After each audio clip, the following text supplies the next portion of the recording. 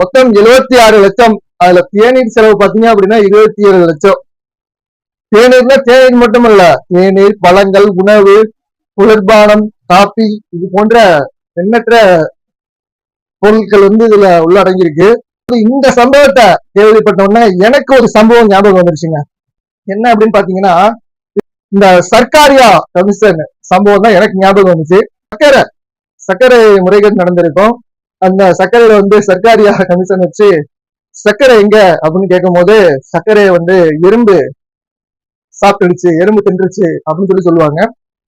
சரிப்பா, சர்க்கரையில எறும்பு தின்னுச்சு, சாக்கு என்னாச்சு அப்படின்னு கேட்கும் போது அப்போ இந்த கருணாநிதி ஆட்சி காலத்துல ஒரு வரலாற்று சிறப்புமிக்க பதில் சொல்லியிருப்பாங்க. என்ன அப்படின்னாக்கா, சாக்கை கரையான் அரிச்சிருச்சு அப்படின்னு சொல்லிட்டு அந்த காலத்திலேயே திறம்பட இது போன்ற விஷயங்களை செய்தவர்கள் தான் திமுகவினர்கள்.